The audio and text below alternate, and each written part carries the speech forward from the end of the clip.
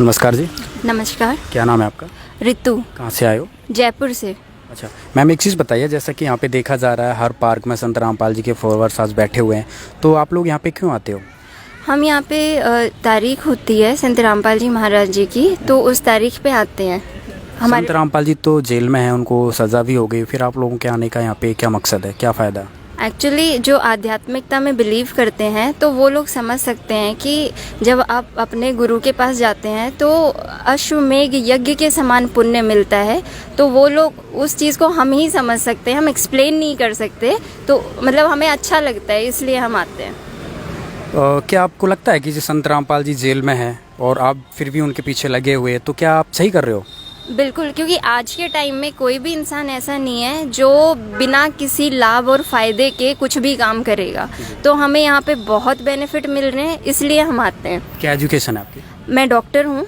किस फील्ड के डॉक्टर हैं? मैं होम्योपैथिक डॉक्टर हूँ। मैम, आप एक डॉक्टर हैं, पढ़े लिखे हैं, क्या आपको लगता है कि किसी संत की शरण में जाने से, नाम दीक्षा लेने से ये सब रोग फ़ायदा होता है, ठीक होता है? क्या इन चीज़ों पर बिलीव करते हैं? आप ध्यान से अगर कोई सोचे चीज़ों को, तो जो डॉक्टर, जब हम हॉस्पिटल भी जाते हैं तो डॉक्टर लास्ट एक चीज़ ही बोलते हैं कि भगवान पे भरोसा रखो।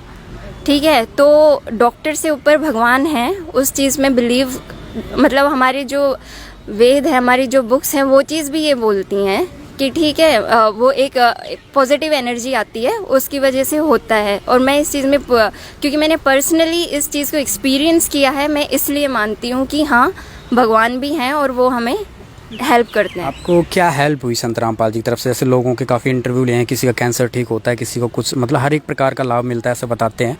तो ऐसा कोई आपको लाभ हुआ है? आप एक डॉक्टर हैं, उस चीज़ में आपने देखा हो। एक्चुअली बहुत सारी लाभ है ना, बहुत सारी चीज़ें हैं कि वर्ड्स नहीं है उन चीज़ों को बताने के लिए। मेरी खुद की तबीयत ठीक नहीं रहती थी, लाइक रिपोर्ट्स में कुछ नहीं आता था, लेकिन बहुत लिथार्जिक रहना, मेडिकेशंस ले ली, ठीक है, सब कुछ आयुर्वेदा, होम्योपैथी, एलोपैथिक सब कर लिया, सारी चीज़ें रहीं, तब भी कोई बेनिफिट नहीं हुआ। और जैसे ही संत रामपाल जी महाराज के आश्रम में हम गए पहली बार, और पता भी नहीं था कि ये कोई संत हैं या कुछ ऐसे हैं, और इनसे सिर्फ नाम लेते ही, आशीर्वाद लेते ही, उस दिन के बाद से आज तक मैंने किसी चीज़ की कोई टैबलेट नहीं ली है।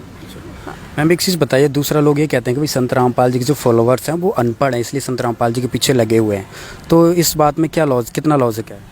मुझे तो ये बिल्कुल भी लॉजिकल नहीं लगता है, क्योंकि बहुत सारे लोग हैं, ये सीएस हैं, ठीक है, कोई डॉक्टर है, सीएस है, लॉयर है, बहुत सारे लोग हैं जिसको जैसे समझ आ जाती है तो वो उसी हिसाब से आता है। ये मतलब मिथ है, लोगों को ऐसा सिर्फ वहम है, क्योंकि लोग बाहर निकल के देखते नहीं है। एक मेंटेलिटी हो गई है कि जो अनपढ़ गंवार होते हैं, जिन्हें किसी चीज़ की समझ नहीं होती, वो ही इनके चक्कर में पड़ते हैं। बल्कि संत रामपाल जी महाराज तो प्रूफ के साथ, मतलब सारी जो स्पिरिचुअल नॉलेज है वो सब कुछ हमें विद प्रूफ्स दे रहे हैं। आज की जो यूथ है, जो युवा पीढ़ी है, वो इन चीज़ों में विश्वास नहीं करती है, भगवानों में, अब नास्तिकता की तरफ बढ़ता जा रहा है।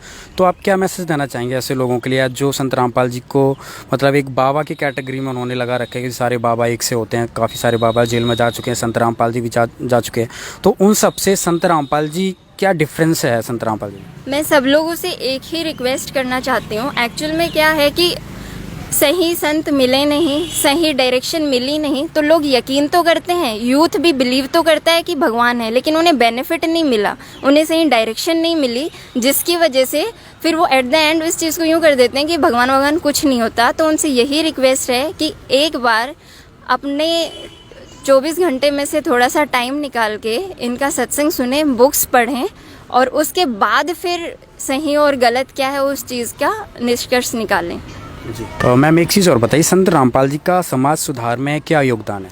संत रामपाल जी महाराज का समाज सुधार में बहुत ही ज़्यादा योगदान हो रहा है। जैसे कि वो डॉवरी फ्री मैरिजेस करवा रहे हैं, जिसके लिए हमारी सरकार इतनी मेहनत कर रही है, और दहेज के पीछे इतनी लड़कियां ख़त्म हो रही है। दहेज मेन कॉज है जिसकी वजह से चाइल्ड फिटिसाइड मतलब कन्या भ्रूण हत्या होती है, और लड़कियों को बोझ समझा जाता है। संत रामपाल जी महाराज के जितने भी शिष्य हैं वो ना तो दहेज लेते हैं ना देते हैं, ठीक है, और नशा मुक्त भारत या पूरा वर्ल्ड को ही वो नारकोटिक फ्री कर रहे हैं, क्योंकि उनके भक्त, ये ऑटोमेटिक होता है, जैसे ही उनसे नाम दीक्षा ली जाती है सारी चीज़ें ख़त्म हो जाती हैं।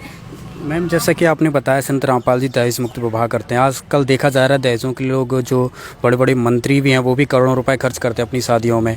तो ऐसा कैसे संभव है कि कोई भी समाज के व्यक्ति दहेज ना ले, क्योंकि दहेज तो लोगों की पूर्वजों की एक शान, एक इज्जत वाली बात होती है। तो उस चीज़ को कैसे ख़त्म कर रहे हैं संत रामपाल जी?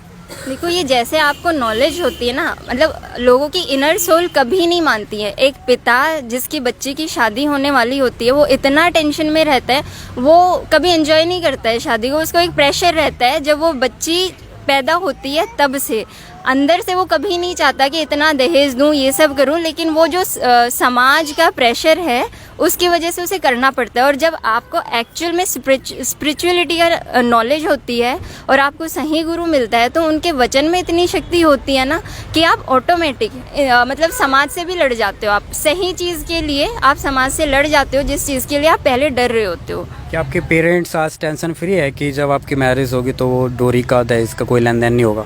बिल्कुल, मतलब एक पैसा भी ना लिया जाएगा ना दिया जाएगा। बहुत बहुत धन्यवाद। Thank you.